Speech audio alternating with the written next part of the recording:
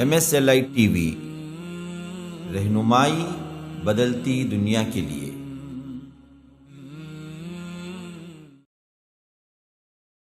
ہم یہ نہیں کہتے کہ ہم آخرت کو نہیں مانتے، لیکن ہم عمل سے بڑا انکار کرتے ہیں۔ ہم سمجھتے ہیں ارے بھائی کون دیکھا، بھائی عذاب قبر کون دیکھا، کون دوبارہ اٹھ کے آیا، کون بتایا، کون مرنے کے بعد اٹھا؟ وہ سب پرانی باتیں ہیں، بڑوں کی سنی سنائی باتیں ہیں۔ اگر ایسا ہوتا تو ویسا ہوتا، لیکن یاد رکھو یہ عقیدہ اگر تمہارے اندر پیوست ہو جائے نا تو پھر زندگی کا یہ عمل نہیں ہوگا جو ہمارا ہے۔ دن میں تم اٹھتے ہو تو رب تمہیں دوبارہ بھیجتا ہے تمہاری روح، تو تم زندہ ہوتے ہو، ہر دن مرتے ہو، زندہ ہوتے ہو، اور یہ رب دیتا ہے زندگی، لیکن تم سمجھتے ہو کہ یہ اپنی زندگی کا روٹین ہے۔ تم جب بھی لہلاتے کھیتوں پر سے گزرتے ہو تو یاد رکھو یہ زندگی اور موت ہی کا تو کھیل ہے، لیکن یہ اللہ کے ولی چند نوجوان بندے ایسے تھے جنہوں نے اس کے لیے سب کچھ چھوڑ دیا۔ حالانکہ غریب نہیں تھے، حالانکہ ایسے نہیں تھے کہ یہ دنیا کے اندر کوئی وقت نہ رکھتے ہوں، دنیا داروں میں بھی بہت مالدار لوگ تھے، لیکن ایمان کے خاطر گھر کو چھوڑا، رشتہ داروں کو چھوڑا، سب کو چھوڑ دیا۔ 6-7 افراد تھے، رات کے اندھیرے میں نکلے، ایک مقام طے کیا اور وہاں جمع ہونے لگے، یہاں تک کہ ایک پہاڑ کا غار آ گیا اور اس غار میں پناہ لے لی۔ ان الحمد للہ نحمده ونستعینه ونستغفره ونؤمن به ونتوکل علیہ ونعوذ باللہ من شرور انفسنا ومن سیئات اعمالنا، من يهده الله فلا مضل له ومن يضلل فلا هادي له، وأشهد أن لا إله إلا الله وحده لا شريك له، وأشهد أن محمدًا عبده ورسوله، أما بعد فإن خير الحديث كتاب الله، وخير الهدي هدي محمد صلى الله عليه وسلم، وشر الأمور محدثاتها وكل محدثة بدعة وكل بدعة ضلالة، وفي رواية وكل ضلالة في النار۔ فأعوذ بالله السميع العليم من الشيطان الرجيم من همزه ونفثه ونفخه، ويقول الإنسان أإذا ما مت لسوف أخرج حيا، أولا يذكر الإنسان أنا خلقناه من قبل ولم يك شيئا، فوربك لنحشرنهم والشياطين ثم لنحضرنهم حول جهنم جثيا، ثم لننزعن من كل شيعة أيهم أشد على الرحمن عتيا، ثم لنحن أعلم بالذين هم أولى بها صليا، وإن منكم إلا واردها كان على ربك حتما مقضيا، ثم ننجي الذين اتقوا ونذر الظالمين فيها جثيا۔ وقال تعالى: ليس البر أن تولوا وجوهكم قبل المشرق والمغرب ولكن البر من آمن بالله واليوم الآخر والملائكة والكتاب والنبيين وآتى المال على حبه ذوي القربى واليتامى والمساكين وابن السبيل والسائلين وفي الرقاب وأقام الصلاة وآتى الزكاة والموفون بعهدهم إذا عاهدوا والصابرين في البأساء والضراء وحين البأس أولئك الذين صدقوا وأولئك هم المتقون۔ بسم الله الرحمن الرحيم۔ والنازعات غرقا والناشطات نشطا والسابحات سبحا فالسابقات سبقا فالمدبرات أمرا يوم ترجف الراجفة تتبعها الرادفة قلوب يومئذ واجفة أبصارها خاشعة يقولون أئنا لمردودون في الحافرة أئذا كنا عظاما نخرة قالوا تلك إذا كرة خاسرة فإنما هي زجرة واحدة فإذا هم بالساهرة۔ اللهم أرنا الحق حقا وارزقنا اتباعه وأرنا الباطل باطلا وارزقنا اجتنابه۔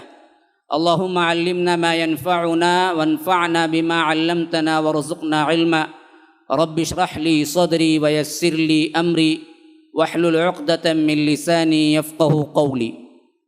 اس اللہ کے نام سے ابتدا جس کے ناموں کی کوئی انتہا ہی نہیں۔ ولو ان ما فی الارض من شجرۃ اقلام والبحر يمده من بعده سبعة ابحر ما نفدت کلمات اللہ۔ اس ذات اقدس پر کروڑوں درود و سلام ہو جو تمام جہانوں کے لیے رحمت للعالمین بن کے آئے تھے۔ اللہم صلی علی محمد وعلی آل محمد کما صلیت علی ابراہیم وعلی آل ابراہیم انک حمید مجید، وبارک علی محمد وعلی آل محمد کما بارکت علی ابراہیم وعلی آل ابراہیم انک حمید مجید۔ برادران اسلام، واجب الاحترام بزرگوں، دوستوں، عزیز ساتھیوں، اللہ تبارک و تعالی نے ہمیں ایک بہترین عقیدہ دیا۔ اسی عقیدے پر نجات کا فیصلہ ہے، اسی عقیدے پر آپ کو جنت اور جہنم کا فیصلہ ہے، اور اسی عقیدے کو ماننے پر آپ کی زندگی کی کامیابی اور ناکامیابی کا فیصلہ ہے۔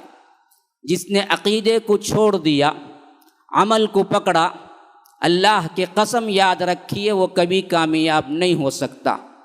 خواہ وہ اپنی پوری زندگی سجدے میں سر رکھ کے گزارے اور دن میں صیام اور روزے سے گزارے، راتوں میں تہجد سے گزارے، اللہ تبارک و تعالی کی اطاعتوں میں گزارے، لیکن اس کا عقیدہ صحیح نہیں تھا۔ اللہ تبارک و تعالی نے جس عقیدے کو محمد الرسول اللہ صلی اللہ علیہ وسلم پہ اتارا، اس عقیدے کو ماننے والا نہیں تھا، تو پھر اس کی نجات ممکن نہیں ہے، خواہ وہ کتنا ہی محبت کا دعوے دار کیوں نہ ہو، اللہ کا یا اللہ کے رسول صلی اللہ علیہ وسلم کا۔ اور ان بنیادی عقیدوں میں نے گزشتہ کے جمعے میں آپ کے سامنے صرف ایک اللہ پر ایمان لانے کے بعد اس کے ارکان کے تقاضے اور شروط پر میں نے بحث کی اور بتایا کہ اللہ پر ایمان لانے کے عقیدے میں کیا کیا شامل ہے۔ تو اسی تسلسل کے اعتبار سے انہی ارکان ایمان، انہی عقیدے کی بنیادی باتوں کے اعتبار سے جو آیت میں نے پھر ایک مرتبہ تلاوت کی، جو گزشتہ جمعے میں بھی میں نے تلاوت کی تھی، سورہ بقرہ سورہ نمبر 2 آیت نمبر 177، جس میں رب العالمین نے اسلام کا ایک خلاصہ پیش کیا ہے کہ اسلام کیا ہے، اور اس کو میں نے ترجمہ آپ کے سامنے رکھا۔ جو لوگ تسلسل سے آ رہے ہیں ان لوگوں کو سمجھنے میں مشکل نہیں ہوگی کہ رب العالمین نے یہاں پر گفتگو کرتے ہوئے فرمایا کہ نیکی یہ نہیں ہے کہ لیس البر ان تولوا وجوہکم قبل المشرق والمغرب، کہ چہرے کو تم مشرق کی طرف یا مغرب کی طرف پھیر لو، یعنی رسم و رواج میں، نشانیوں میں، اصل میں دراصل اسلام کا خلاصہ نہیں ہے، دین کا خلاصہ نہیں ہے۔ وَلَكِنَّ الْبِرَّ مَنْ آمَنَ بِاللَّهِ، اصل نیکی تو یہ ہے کہ تم اللہ پر ایمان لاؤ، اور لفظ اللہ پر ایمان لانے کے اعتبار سے کیا کیا چیزیں آتی ہیں جن کو کم از کم ایک معمولی انسان، ایک ادنا ترین عامی مسلمان پر بھی ضروری ہے کہ رب العالمین پر کیسے ایمان لانا چاہیے، ان باتوں کو میں نے آپ کے سامنے گزشتہ کے جمعے میں پیش کیا۔ اگر واقعتاً سننے کے لیے آتے ہوں، سمجھنے کے لیے آتے ہوں، مستفید ہونے کے لیے آتے ہوں، جمعہ کا خطبہ واقعتاً خطبہ سمجھ کے آتے ہوں، تو یاد رکھیے آپ لوگ ضائع نہیں ہوں گے، اور میرا یہ کہنا آپ لوگوں کے لیے بہترین علم کا ذخیرہ بنے گا کہ اللہ پر ایمان لانے کے تقاضوں میں توحید سب سے اہم ہے۔ ایک اللہ کو ماننا نہیں ہے بلکہ ایک اللہ کی عبادت کرنا ہے، اور اس عبادت کے اعتبار سے توحید کی قسمیں ربوبیت، الوہیت، اسماء و صفات کی تفصیل میں آپ کو گزشتہ کے جمعے میں بیان کر چکا۔ رب نے فرمایا کہ من آمن باللہ کے بعد والیوم الآخر، اس ترتیب سے، اس آیت کی ترتیب سے میں نے مناسب سمجھا کہ اس جمعہ میں کچھ باتیں میں اس تعلق سے رکھ دوں کہ رب العالمین نے فرمایا کہ وَلَكِنَّ الْبِرَّ، بلکہ نیکی تو یہ ہے کہ من آمن باللہ، اللہ پر ایمان لاؤ، والیوم الآخر، آخرت کے دن پر ایمان لاؤ۔ کیا مطلب ہے آخرت کے دن پر ایمان لانے کا؟ کیا شروط اور تقاضے ہیں کہ آخرت کے دن پر ایمان لانے کا؟ کس بیس کو، کس عقیدے کو آخرت کے دن پر ایمان لانے کے لیے بنایا گیا ہے؟ تو آپ غور کر کے دیکھیں، قرآن میں آخرت کے متعلق تقریباً 1/3 اگر قرآن دیکھے تو آخرت کا مضمون رہے گا۔ جہاں بھی جو بھی سورہ اٹھا لو ان میں آپ کو بہت سی آیات وہ ملیں گی جو اللہ نے آخرت کے سلسلے میں آپ کو بتایا ہو یا ڈرایا ہو یا کہا ہو کہ وہ لوگ ہوتے ہیں جو آخرت پر یقین رکھتے ہیں۔ تو شروع میں بھی فرما دیا کہ اللہ تبارک و تعالی آخرت پر یقین رکھنے والوں کی مدح کرتا ہے۔ جو لوگ آخرت کا انکار کرتے ہیں اس تسلسل میں فرمایا کہ یہ لوگ وہم بالآخرۃ ہم کافرون، یہ کافر لوگ وہ ہیں جو آخرت کا انکار کرتے ہیں۔ تو معلوم ہوا کہ آخرت پر یقین رکھنا اور آخرت کا انکار کرنا یہ بیز ہے پورے اسلام کا۔ یقین رکھنے والوں کو رب نے جنت کا وعدہ کیا، انکار کرنے والوں کو رب نے جہنم کی وعید سنائی۔ آخر یہ آخرت کیا ہے، کس سلسلے میں فرمایا؟ کوئی مضمون ہے اس کے اندر، کوئی عقیدہ ہے؟ آخرہ، آخری دن، اور آخر یوم، آخری دن، لیکن مطلب کیا ہے آخرت کا؟ کیا مطلب ہے آخری دن کا؟ میں نے اسی لحاظ سے سورہ مریم، سورہ نمبر 19 آیت نمبر 66 سے آپ کو تلاوت کی۔ آخرت کا ایک خاکہ، ایک انسانی ذہنیت کے ناطے، ایک منکرین کافر یا ان لوگوں کے جو عام انسانی زندگی گزارتے ہیں، جو آخرت وغیرہ کو مانتے نہیں ہیں، ان لوگوں کے عقیدے کو رب العالمین بیان کرتے ہوئے بتاتا ہے کہ اصل میں آخرت کیا ہے۔ تو اللہ کہتا ہے وَيَقُولُ الْإِنسَانُ أَإِذَا مَا مِتُّ لَسَوْفَ أُخْرَجُ حَيًّا، انسان کہتا ہے کہ جب ہم مر جائیں گے، مٹی ہو جائیں گے، بوسیدہ ہو جائیں گے، أَإِذَا مَا مِتُّ لَسَوْفَ أُخْرَجُ حَيًّا، پھر اللہ مجھے اٹھا کھڑا کرے گا، پھر اللہ مجھے زندہ کرے گا۔ یہ کون کہتا ہے؟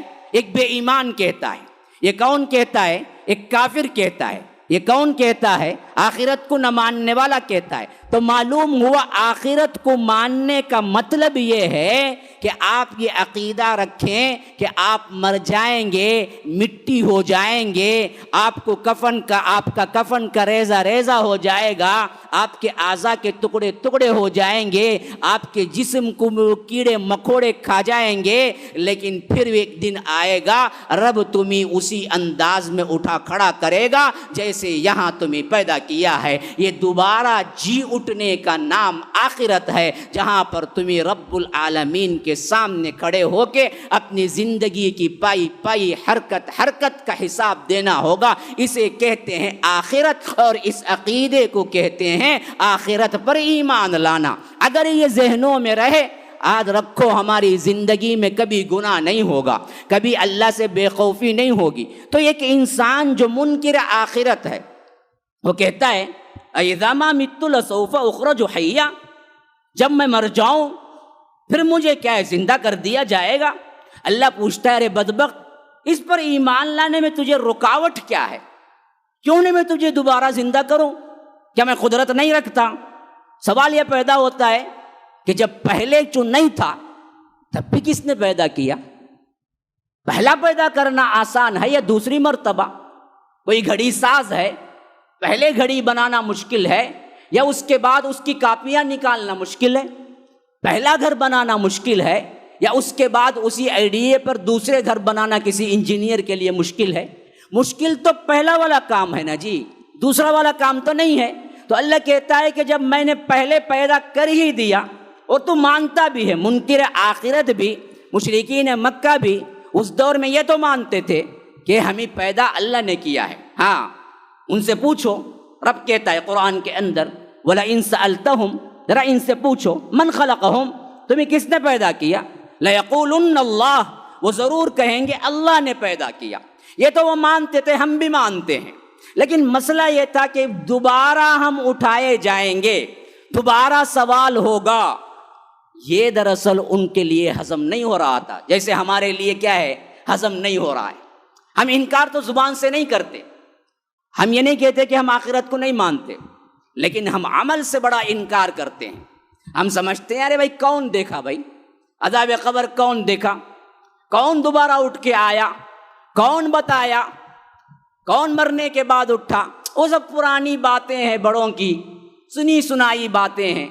اگر ایسا ہوتا تو ویسا ہوتا، لیکن یاد رکھو یہ عقیدہ اگر تمہارے اندر پیوست ہو جائے نا تو پھر زندگی کا یہ عمل نہیں ہوگا جو ہمارا ہے۔ رب العالمین کے ساتھ جو معاملہ ہم سلوک کر رہے ہیں وہ سلوک نہیں ہوگا۔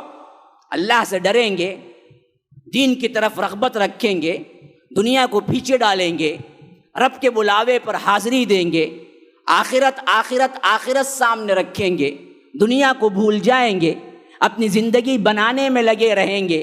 یہ چیزیں جو ہماری زندگی میں تبدیلی نہیں ہو رہی ہیں، وجہ یہ ہے کہ ہم اقراری طور پر تو ہیں آخرت کو ماننے والے، لیکن اصل میں عملی اعتبار سے آخرت کا عقیدہ بڑا کمزور ہے ہمارے ذہنوں میں، اس واسطے کہ ہم سوچتے ہیں کہ بھائی کب ہوا، بھائی کون آیا، کون بتایا، کون مر کے جی اٹھا، میں اسی پر آؤں گا انشاءاللہ۔ تو اللہ کہتا ہے ارے بدبخت ذرا سن، جو تو نہیں مانتا ہے اور دلیل بناتا ہے کہ ہڈی ہڈی ہو جائے گی، بوسیدہ ہو جائے گا انسان، پھر کیسے اللہ تبارک و تعالی زندہ کرے گا؟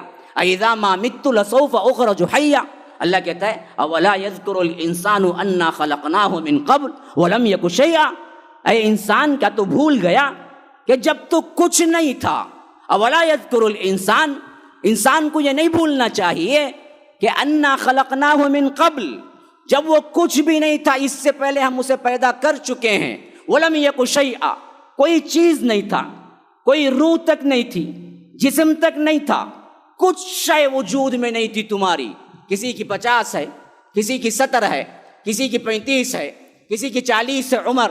میں پوچھتا ہوں 40 سال والے سے 41 سال پہلے کہاں تھے؟ 50 سال والے سے 51 سال پہلے کیا ہے، وہ کہاں تھے؟ کوئی نہیں بتا سکتا۔ اس کا نام کیا تھا، اس کے رشتہ دار کون تھے، کوئی نہیں بتا سکتا، کہ وہ انسان کا وجود ہی نہیں تھا۔ 50 سالہ وجود رکھنے والا 50 پر 1 سال پہلے کہاں تھا، نام کیا تھا، وجود کہاں تھا، نہیں پتا۔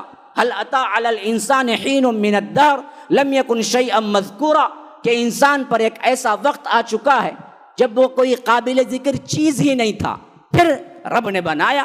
تو جب تو کچھ نہیں تھا تب رب نے بنایا، جب ایک مرتبہ تجھے بنا چکا پھر مار دیا تو دوبارہ بنانے میں کون سا مشکل کام ہے؟ ہاں سوچو، عقل سے بھی سوچو۔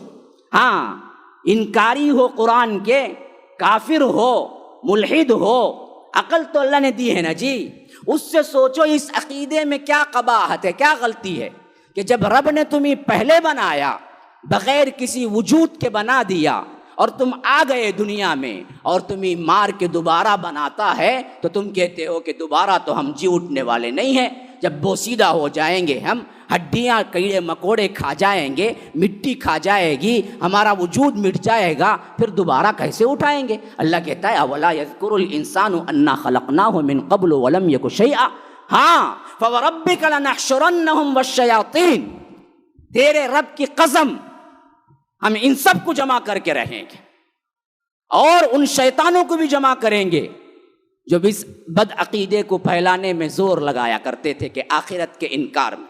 ہم صرف تم کو نہیں، تمہارے ان شیطانوں کو بھی جمع کریں گے جو گمراہی کے لیے سر دھڑ کی بازی لگا رہے تھے۔ ہاں فوربک لنحشرنہم والشیاطین ثم لنحضرنہم حول جہنم جثیا، پھر ہمیں ان سب کو جہنم کے پاس لے آئیں گے، حاضر کریں گے گھٹنوں کے بل۔ ہاں ایسی حالت میں ہم انہیں کھینچ لائیں گے، سب کے سب نیل ڈاؤن میں پڑے ہوں گے، حول جہنم جثیا۔ ان سب کافروں کو، ان سب بد عقیدہ لوگوں کو جو کہتے ہیں کہ ہم دوبارہ جی اٹھنے والے نہیں ہیں، دوبارہ سوال جواب نہیں ہوگا، رب ہم سے کوئی سوال نہیں کرے گا، ہمارے لیے تو فلاں ہیں، عمل پر توجہ نہیں دیتے تو ہم ان سب کو گھیر کے جہنم میں لے آئیں گے، ایسی حالت میں کہ وہ گھٹنوں کے بل پڑے ہوں گے، حول جہنم جثیا، کہ وہ گھٹنوں کے بل کھینچے جائیں گے۔ تو رب کہتا ہے کہ ہم یہ کام کر کے رہیں گے، فَوَرَبِّكَ لَنَحْشُرَنَّهُمْ وَالشَّيَاطِينَ ثُمَّ لَنُحْضِرَنَّهُمْ حَوْلَ جَهَنَّمَ جِثِيًّا۔ اور آگے فرمایا کہ یہ جب آئیں گے ثُمَّ نُنَجِّي الَّذِينَ اتَّقَوْا وَنَذَرُ الظَّالِمِينَ فِيهَا جِثِيًّا، کہ رب العالمین کہتا ہے کہ ہم وہاں پر نجات کسی کو دیں گے تو وہ صرف اور صرف ان متقی پرہیزگاروں کو دیں گے جو یہ ایمان رکھتے تھے کہ رب سے ملاقات کرنا ہے، اور بقیہ سب کو سب ہم ان ظالموں کو جہنم کے اندر جھونک کے چھوڑیں گے۔ اچھا، اب مسئلہ کیا ہے؟ دوبارہ جی اٹھنا جو ہے ہم نے دیکھا نہیں، کیسے اٹھیں گے؟ مر جائیں گے، کیسے اللہ اٹھا کھڑا کرے گا؟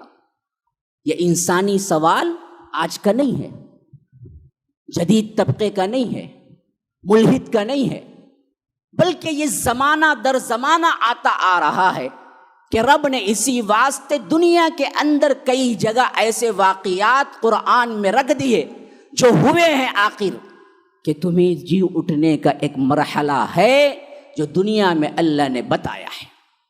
ایک مرتبہ ایک شخص بنی اسرائیل کے جا رہے تھے، وہ ایسا معاملہ تھا کہ دنیا کے بڑے زاہد و عابد شخص،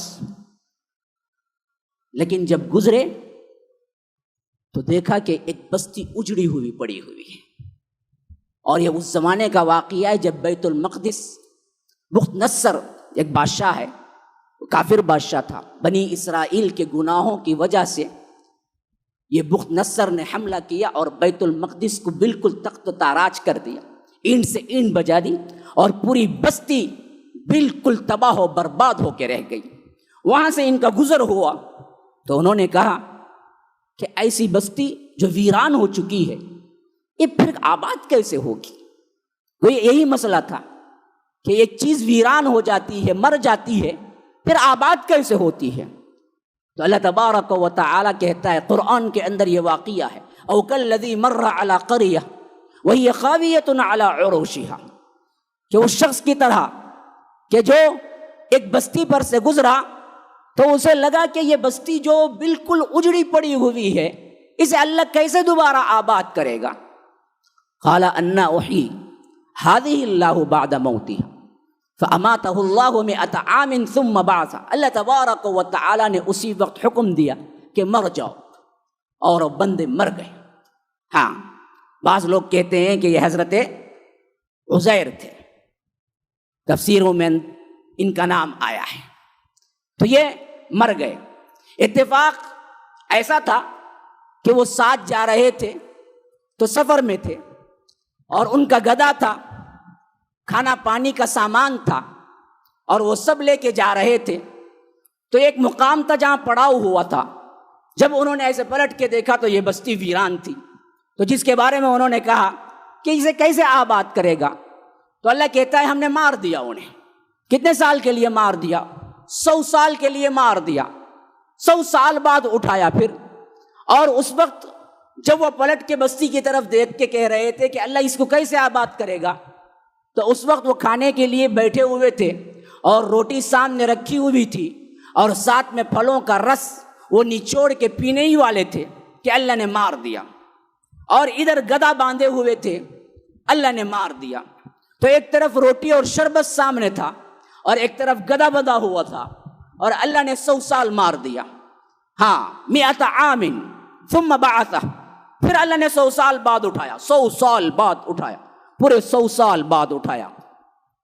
کم لبثت، پوچھا کتنے سال رہے، کتنا رہے تم اس مدت میں؟ انہوں نے کہا کہ لبثت یوما او بعض یوم، میں دن کا کچھ حصہ رہا یا ایک شام رہا، کیونکہ اصل میں جب یہ کھانے کے لیے بیٹھے دوپہر کا وقت تھا، جب اٹھے تو شام کا تھا، تو انہوں نے سوچا کہ کیا 4-5 گھنٹے میں سو گیا، تو انہوں نے کہا کہ بعض یوم وہ دن کا کچھ حصہ ہوگا یا ایک دن ہوگا بس، یا کل کا یا آج کا معاملہ ہوگا۔ اللہ نے کہا کہ نہیں، بل لبثت مئۃ عام، پورے 100 سال تم مرے پڑے رہے، پھر ہم نے تم کو اٹھایا ہے۔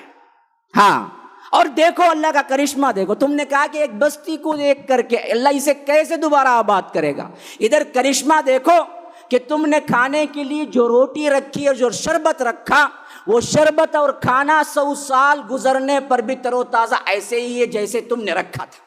ہاں، مئۃ عام ثم بعث قال کم لبثت قال لبثت یوما او بعض یوم قال بل لبثت مئۃ عام فانظر الى طعامك وشرابك لم يتسنه، کچھ بھی اس میں دراصل تغیر بھی واقع نہیں ہوا ہے، ہاں باسی بھی نہیں ہوا ہے۔ ہم بولتے نا جی باسی کھانا، اب فریج آ گیا، باسی کھانا نہیں ہوتا، تازہ کھانا ہی مل جاتا، 4 دن بھی 5 دن بھی رکھ کے کھاتے ہیں۔ لیکن کیا ہے، اس سے پہلے تو کم از کم باسی تو ہوتا۔ تو کہا کہ کچھ تغیر بھی نہیں ہوا کھانے میں، شربت بھی موجود ہے اور ساتھ میں تمہارا کھانا بھی موجود ہے، لیکن وہی ٹائم کا دورانیہ اس پہ نہیں گزرا، تم پہ نہیں گزرا، لیکن تمہارے گدھے پہ گزرا۔ فانظر الى حمارک وَلِنَجْعَلَكَ آیَةً لِلنَّاسِ وَانظُرْ إِلَى الْعِظَامِ كَيْفَ نُنشِزُهَا ثُمَّ نَكْسُوهَا لَحْمًا۔ اب دیکھو گدھے کو 100 سال گزرنے پہ گدھے کو حالت کیا ہوگی؟ پہلے تو وہ بھوک سے تڑپا ہوگا، پھر مرا ہوگا، پھر ہڈیاں الگ ہوئی ہوں گی، پھر مٹی کھا گئی ہوگی، پھر نام و نشان مٹ گیا ہوگا۔ 100 سال پہلے کا گدھا، اللہ کہتا ہے کہ اب دیکھو میں کیسے آباد کرتا ہوں، میں کیسے جی اٹھاتا ہوں، میں کیسے زندگی دیتا ہوں۔ اب وہ دیکھنے لگے کیا ہو رہا ہے، مٹی اٹھی، ہڈیاں ادھر ادھر ہوئی، وہاں سے وہاں میں اٹھی اور ہڈیاں جڑنے لگی اور ایک ساتھ ہڈیوں کا ڈھانچہ بنا۔ ڈھانچہ جیسے ہی بنا پھر گوشت آیا، کس نے کھایا ہوگا؟ کسی چرند نے کھایا ہوگا، کسی پرند نے کھایا ہوگا، کوئی جانور نے کھایا ہوگا۔ جتنے کھائے ہوئے گوشت ہیں وہ گوشت پورے کے پورے تمام آ گئے اور وہ پھر گوشت مل گئے اور وہ گوشت سب مل کے ہڈیوں پہ چڑھ گیا اور دیکھتے آنکھوں کے سامنے پورا کا پورا گدھا بن کے کھڑا ہو گیا۔ وانظر الى حمارك ولنجعلك آیة للناس وانظر الى العظام كيف ننشزها ثم نكسوها لحما فلما تبين له قال اعلم ان الله على كل شيء قدير، کہ تب یہ شخص پکار اٹھے کہ اللہ ہر چیز پر قادر ہے۔ آپ پوچھیں گے یہ واقعہ ہوا قرآن میں ہے لیکن ہم کو تو سمجھ نہیں آیا، ہمیں تو یہاں ہمارے نظروں کے سامنے تو نہیں ہوا۔ میں کہتا ہوں روز نظروں کے سامنے بھی ہوتا ہے۔ دیکھنے والی آنکھ اگر رکھتے، بصیرت والی آنکھ اگر رکھتے تو تمہیں ہر دن ایک نئی زندگی ملتی ہے جو تم سوچتے نہیں ہو۔ رات میں تم سوتے ہو تو موت سے ہی ملاقات کرتے ہو، دن میں تم اٹھتے ہو تو رب تمہیں دوبارہ بھیجتا ہے تمہاری روح تو تم زندہ ہوتے ہو۔ ہر دن مرتے ہو، زندہ ہوتے ہو، اور یہ رب دیتا ہے زندگی، لیکن تم سمجھتے ہو کہ یہ اپنی زندگی کا روٹین ہے۔ تم جب بھی لہلاتے کھیتوں پر سے گزرتے ہو تو یاد رکھو یہ زندگی اور موت ہی کا تو کھیل ہے کہ بالکل بنجر زمین ہوتی ہے اور پھر وہاں پر بیج پیری جاتی ہے، ایک بالکل بے جان چیز اور بے جان مٹی میں، لیکن وہاں سے جان کہاں سے آتی ہے کہ ایک چھوٹا سا پودا نکلتا ہے، پھر دیکھتے دیکھتے تنا اور درخت بن جاتا ہے اور وہ درخت پوری زندگی پھل دیتا ہے۔ یہ درخت زندگی رکھنے والا کہاں سے نکل کے آیا؟ کہاں مٹی میں جان تھی، کہاں بیج میں جان تھی، تو جان ڈالنے والا کون تھا؟ روز تم لہلاتے کھوتوں پر سے گزرتے ہو، روز تم اللہ کے رزق کو کھاتے ہو، یہ رزق کہاں سے آیا؟ اس میں زندگی کہاں سے آئی؟ یہ رب العالمین ہی تو دیتا ہے۔ اگر بصیرت رکھنے والی آنکھ سے تم دیکھو تو یاد رکھو رب العالمین کو دوبارہ اٹھانا کوئی مشکل بات نہیں ہے۔ حضرت ابراہیم نے بھی سوال کیا ایک مرتبہ، گزر رہے تھے، دیکھا ایک ندی ہے، ندی کے سامنے ایسا ہوا کہ مچھلیاں باہر آ گئی اور دھیرے دھیرے دیکھتے گئے تو ان مچھلیوں کو باہر کے جانور آئے اٹھا کے، کوئی بلی کوئی کتا آ کے لے کے کھا کے چلا گیا۔ تو اچانک حضرت ابراہیم کو خیال آیا کہ یہ جو مچھلیاں باہر آئی اور ان کی غذا بن گئی اور یہ مر گئی اور یہ کھپ گئی، ایسی چیزوں کو پھر دوبارہ زندگی بخشنا اللہ تبارک و تعالیٰ کا کام ہے، لیکن یہ زندگی بخشتا کیسے ہے؟ تو ان کے زبان پہ سوال آ گیا. شک کا نہیں تھا کیونکہ نبی کبھی شک نہیں کر سکتا، شک کا سوال نہیں تھا، لیکن یہ دراصل یقین کے ساتھ ہمارے لیے ایک نمونے کے اعتبار سے سوال تھا. تو اسی لیے اللہ ذکر کرتا ہے وَإِذْ قَالَ ابراہیم، یاد کرو وہ موقع جب ابراہیم نے کہا تھا رب ارینی، اے اللہ مجھے بتا کیف تحیی الموتى، کیسے تو آ کر موت دے کر زندگی دیتا ہے، کیسے تو جلاتا ہے، کیسے تو زندگی دیتا ہے، کیسے مار کے تو پھر دوبارہ جی اٹھائے گا. اللہ تبارک و تعالی نے پوچھا اولم تؤمن، ابراہیم ایمان نہیں ہے؟ کہا کہ بلا ایمان تو ہے، ولیکن لیطمئن قلبی، اے اللہ اصل میں قلبی اطمینان کے لیے پوچھتا ہوں، ایمان شک کا سوال ہی نہیں ہے، لیکن اصل میں کیا ہے، وہ عینی مشاہدہ چاہتا ہوں جس سے انسان کو زندگی ملتی ہے، کیسے تو دوبارہ انسانوں کو اٹھا کھڑا کرے گا. اللہ نے کہا کہ اچھا میری قدرت کو دیکھنا چاہتے ہو تو ایسے کرو کہ 4 پرندوں کو لے لو. قال فخذ 4 من الطیر فصرهن الیک، اچھی طرح اپنے ساتھ ملا لو، یعنی ان کو اپنے ساتھ رکھ کر ان کا دانا، ان کا کھانا، ان کو مانوس ایسے کر لو کہ گویا کہ کیا ہے، تم اور وہ جیسے ایک مالک پرندوں کو پالتا ہے تو اس کے اشاروں کو سمجھنے لگتے ہیں پرندے، اس طرح تم بھی اچھی طرح ہلا لو، اچھی طرح انہیں ملا لو، اچھی طرح ان کو مانوس کر لو. پھر اس کے بعد کیا کرو، 4 کو ٹکڑے ٹکڑے کر دو، ذبح کر دو. قال فخذ 4 من الطیر فصرهن الیک ثم اجعل على كل جبل منهن جزءا ثم ادعهن یأتینک سعیا. پھر ان کو ٹکڑے ٹکڑے کر کے ان کے ٹکڑوں کو آپس میں ملا دو. کہتے ہیں کہ کوئی مرغا تھا، کوئی دوسرا پرندہ تھا، کوئی تیسرا پرندہ تھا، کوئی چوتھا پرندہ تھا، سب کو انہوں نے لیا، کچھ دن اپنے ساتھ رکھا، دانا پانی ڈالا اور اچھی طرح وہ اور پرندے مانوس ہو گئے تو ان کو ذبح کر دیا اور ٹکڑے ٹکڑے کر دیا.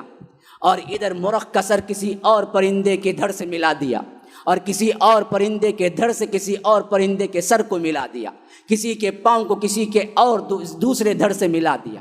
اس طرح انہوں نے کیا کیا کہ پرندوں کے گوشت کو دوسرے گوشت میں الگ الگ ٹکڑوں میں ملا دیا اور الگ الگ 4 بالکل مختلف پہاڑوں میں لے جا کے وہ گروپوں کو رکھ دیا، جس کے گروپ کے اندر ہر ایک پرندے کا ایک ایک عضو ملا ہوا تھا.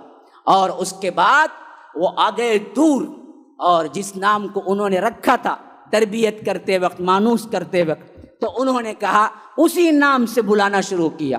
تو اللہ تبارک و تعالیٰ کہتا ہے کہ یأتینک سعیا، وہ بھاگتے دوڑتے آئے.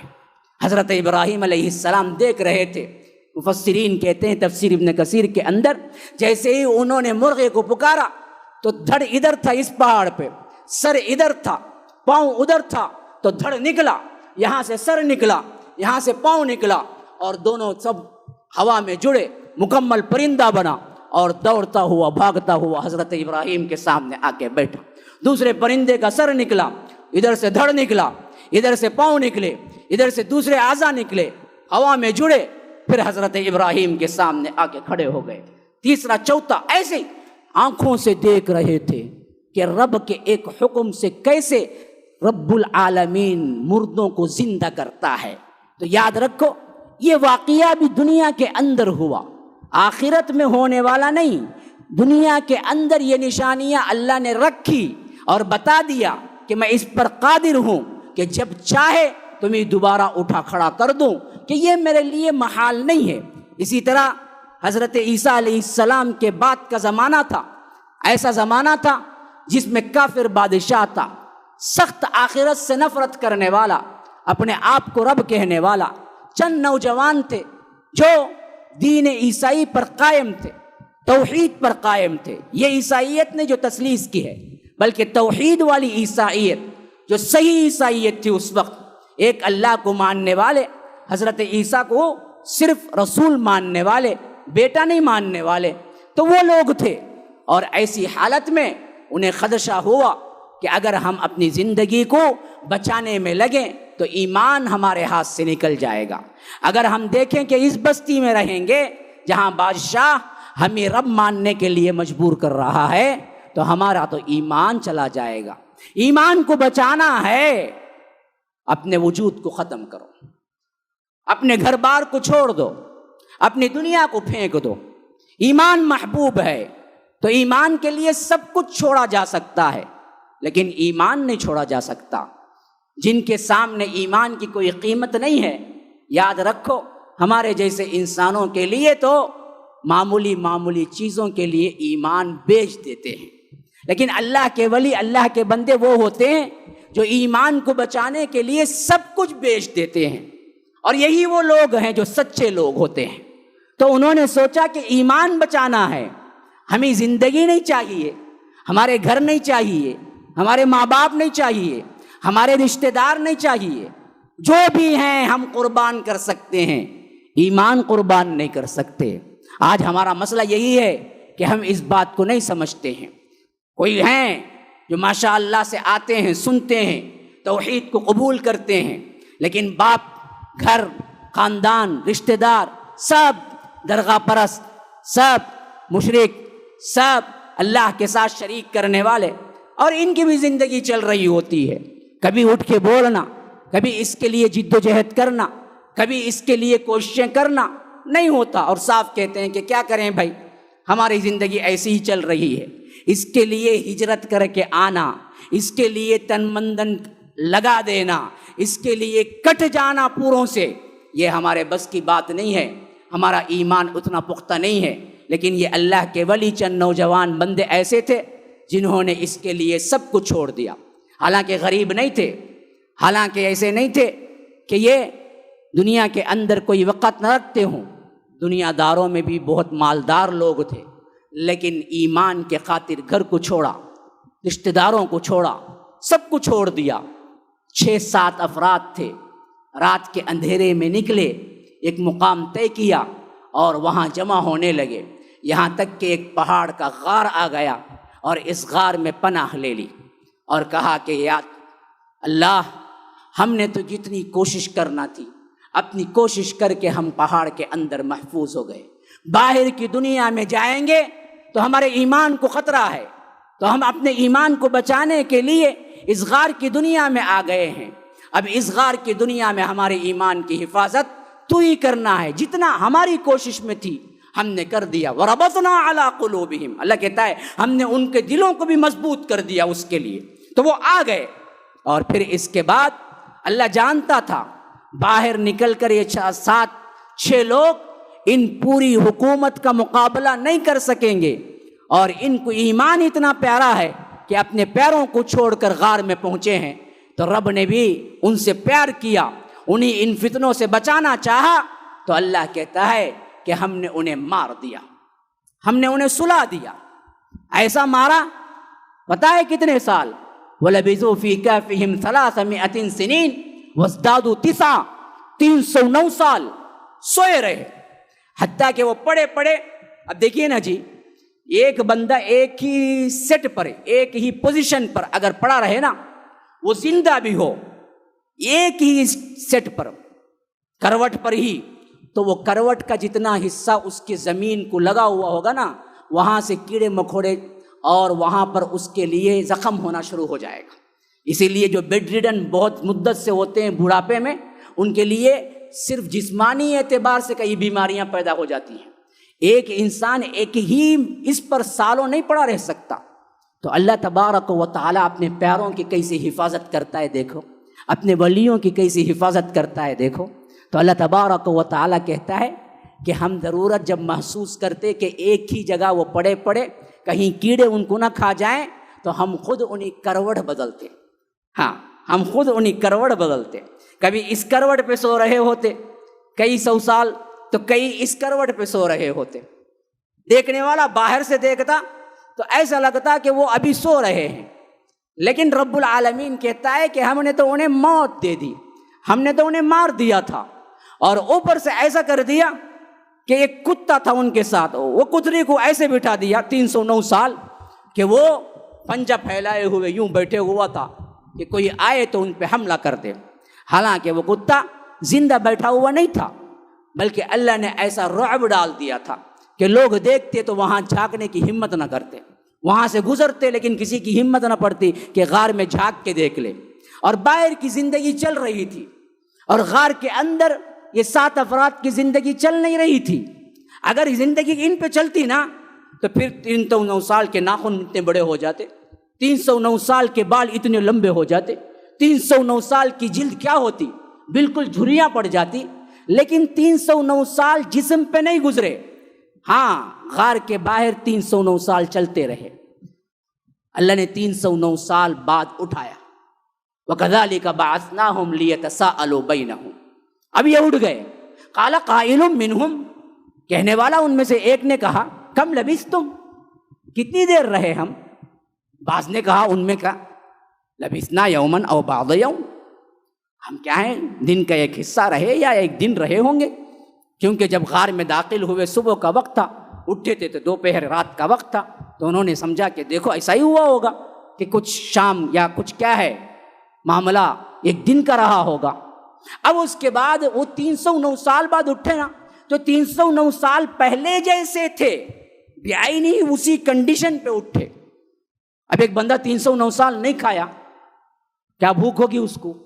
ایسی ہی بھوک لگ رہی تھی ان کو، زندگی کی یہ نشانی باقی تھی۔ وہ اٹھے تو بھوک تھی بہت، تو انہوں نے کہا کہ دیکھو ہم کتنے سال پڑے رہے، یہ بعد میں بات کر لیں گے، پہلے تو کسی بندے کو بھیجو ہمارے لیے اچھا کھانا کسی ہوٹل سے لے آئے، اسکا طعامن، اچھا کھانا کسی ہوٹل سے لے کے آئے۔ تو وہ جو 309 سال پرانا سکہ تھا وہ سکہ انہیں دیا، وہ پیسے جو تھے وہ زمانے کے 309 سال پہلے کے، انہوں نے وہ سکہ اسے دیا اور ساتھ میں کہا کہ جاؤ کسی ہوٹل سے لے کے آؤ، فَبَعْثُوا أَحَدَكُمْ بِوَرَقِهِ، کچھ پیسے دے کر بھیجو اس کو، اور یہ جائے اور کہاں اچھا کھانا ملے وہ کھانا لے آئے۔ پھر وہ بندہ گیا، تو اب 309 سال پرانا سکہ دے کے کہا کہ روٹی دو، تو وہ انسان دیکھنے لگا اوپر نیچے یہ کہاں کا بندہ آ گیا، 309 سال پرانا سکہ، ہمارے دور کا یہ سکہ ہی نہیں ہے، انسان بھی عجیب لگ رہا ہے۔ اس نے پوچھا کہ خزانہ ہاتھ لگا ہے؟ کہا کہ کھائی کا خزانہ؟ کہا کہ یہ سکہ ہی نہیں گیا، کہاں کا خزانہ؟ کیوں خزانہ؟ یہ سوال نہیں ہے، یہ اصل میں روپیہ ہے ہمارا اپنا نہیں ہے، یا تو تجھے خزانہ ملا ہے یا تو کچھ اور بات ہے۔ اس نے کہا کہ نہ ہمیں خزانہ ملا، کوئی اور بات ہے، ہم کو تو صرف بھوک لگی ہے، ہمیں کھانا دے دو۔ اس نے کہا کہ اچھی بات ہے، بیٹھو ابھی ہم تمہیں کھانا کھلاتے ہیں۔ کھانا کھلانے کے بہانے بٹھا کے پولیس والوں کو بلا لیا، بعض لوگ ہوتے ہیں ایسے ہی تاجر قسم کے لوگ، بہتر۔ اب پولیس بھی آ گئی، اب انہوں نے پوچھا کہ حال کیا ہے تمہارا، یہ پیسے کہاں میرے؟ کہا کہ پیسے میرے ہیں۔ کہا کہ یہ پیسے تو آپ کے نہیں ہیں۔ کہا کہ ہم کو کیا پتا، ہم تو کل سوئے تھے آج اٹھے۔ کہا کہ کہاں سوئے تھے؟ ارے فلاں جگہ سوئے تھے۔ کہاں؟ لے جاؤ۔ اب غار تک پہنچے، غار میں پہنچے تو دیکھا کہ وہاں اور 6 افراد ہیں، یہ 7واں بندہ تھا۔ انہوں نے کہا کہ آپ کا معاملہ کیا ہے؟ تو تب جا کے ان پہ کھلا۔ روایتوں میں آتا ہے کہ اس وقت ان کا جو بادشاہ تھا وہ دراصل اللہ والا بادشاہ تھا، اور جو بادشاہ ان کے زمانے میں تھا وہ مر گھب گیا تھا، اور اب کا جو بادشاہ تھا وہ آخرت پر سب سے زیادہ یقین رکھنے والا تھا، رعایا ماننے والی نہیں تھی، اور رعایا کو یہ درس دے کر منواتا تھا، بیان کر کے سمجھاتا تھا کہ دیکھو ایک دن مرنا ہے اور جی اٹھنا ہے اور اللہ سے ملاقات کرنا ہے۔ لیکن یہ لوگ پوچھتے تھے کہ دلیل کیا ہے؟ تو ایک مرتبہ بادشاہ اٹھا، رات تہجد کا وقت تھا، رو رہا تھا اور اللہ سے کہہ رہا تھا اے اللہ میں تیرے دین کے لیے سب کچھ کر رہا ہوں اور میری رعایا ماننے کے لیے تیار نہیں ہے۔ پوچھتی ہے کہ دوبارہ جی اٹھنے کی دلیل کیا ہے؟ اے اللہ کوئی دلیل ہی بھیج دے، کوئی دلیل ہی بھیج دے۔ بادشاہ نیک ہوں پھر اللہ کی مدد ایسے آتی ہے۔ تو اب دراصل یہ بندہ جب آیا، پولیس والے یہ آئے، وہ حیران رہ گئے دیکھ کر کہ کیا معاملہ ہے۔ تو انہوں نے فوری طور پر بادشاہ کو کہا کہ ایک عجیب واقعہ ہوا ہے آپ کے ملک میں۔ پوچھا کہ کیا ہے؟ کچھ لوگ ہیں جو دراصل 309 سال پرانے ہیں۔ بادشاہ نے کہا کہ رکو ان کو، فوری دوڑتا ہوا آیا اور ان سے ملاقات کی، واقعہ سنا کہ تم کس دور کے لوگ ہو۔ تو انہوں نے اس زمانے کے بادشاہ کا نام لیا جو 309 سال پہلے حکومت کرتا تھا، ظالم تھا، اور آخرت کا انکار کرنے والا تھا، تو بادشاہ نے کہا لوگوں کو جمع کرو۔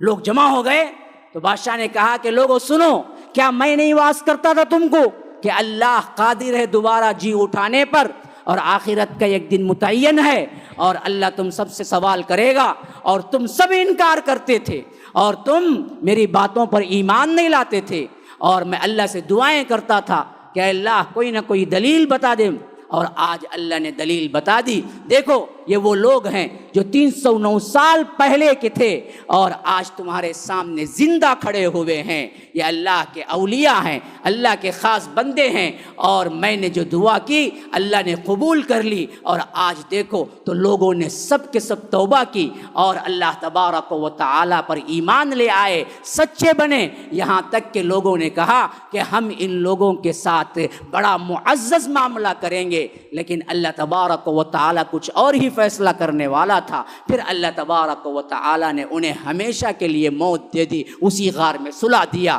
اب وہ غار بھی کہاں ہے یہ بھی دنیا میں پتہ نہیں صحیح طور پر، اور وہ لوگ پرماننٹ جو آخری موت آنی تھی اللہ تبارک و تعالی نے وہ آخری موت دے دی۔ یہ 3 واقعات قرآن میں ذکر ہوئے ہیں جس کے اندر باطل داخل نہیں ہو سکتا، جھوٹ نہیں ہو سکتا۔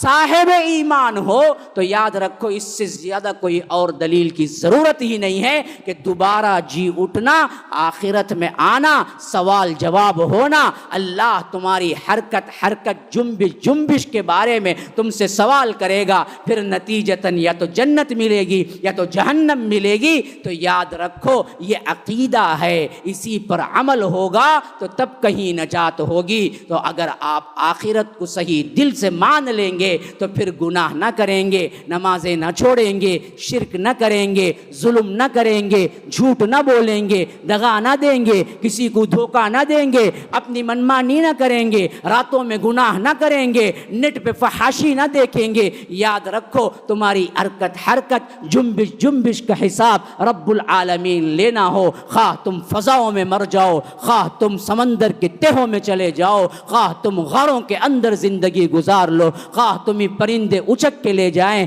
خواہ تمہیں کیا ہے سمندر کے مچھلیاں کھا جائیں، خواہ تمہیں کیا ہے جانور کھا جائیں، خواہ تم کو کیا ہے جلا دیا جائے، خواہ تم کو دفنا دیا جائے، تم کو کیا ہے ملیا میٹ کر دیا جائے، لیکن ایک دن ایسا ہے جس میں رب العالمین تم کو اٹھا کھڑا کرے گا اور تم سے سوال کرے گا۔ اگر یہ آخرت کا عقیدہ پختہ ہے تو یاد رکھو پھر تمہارا ایمان مضبوط سے مضبوط تر ہوتا چلا جائے گا۔ اگر یہ آخرت کے عقیدے میں کمزوری ہے اور اندر میں انکار ہیں تو یاد رکھو پھر تمہاری لاکھ نمازیں، تمہارے لاکھ روزے تمہیں سدھار نہیں سکتے، تمہیں صالح بنا نہیں سکتے، ہمارے اپنے اعمال ہمارے لیے باعث نجات نہیں ہو سکتے۔ تو میرے بھائیوں یاد رکھو اللہ پر ایمان، اس کے بعد آخرت پر ایمان، یہ ارکان ایمان میں سے بہت بڑے رکن ہیں جن پر میں نے گفتگو کی ہے۔ اللہ تبارک و تعالی ہمیں سمجھ کی توفیق عطا فرمائے، اللہ تبارک و تعالی ہمیں عمل کی توفیق عطا فرمائے، اللہ تبارک و تعالی ہم سب کے گناہوں سے درگزر فرمائے، اللہ تبارک و تعالی ہمارے لیے نیکیوں کے دروازے کھول دے، ہم سب کو ایمان والا بنائے۔ اللہ تبارک و تعالی جب تک دنیا میں رکھے ایمان کے ساتھ رکھے، جب دنیا سے بلا لے کلمہ توحید لا الہ الا اللہ کے ساتھ بلا لے، اور ہم سب کو جیسے یہاں اکٹھا فرمایا ہے امام الانبیاء سید المرسلین و آخرین جناب محمد الرسول اللہ صلی اللہ علیہ وسلم کے ساتھ جنت الفردوس میں بھی ہم کو اکٹھا فرمائے۔ ھذا وباللہ التوفیق صلی اللہ وسلم علی نبینا محمد۔ اسأل اللہ لی ولکم ولسائر المسلمین من کل ذنب فاستغفروہ انہ هو الغفور الرحیم۔ ناظرین اکرام ہمارے اس ویڈیو کو لائک کریں اور ہمارے اس چینل کو سبسکرائب کریں۔ جزاکم اللہ خیرا۔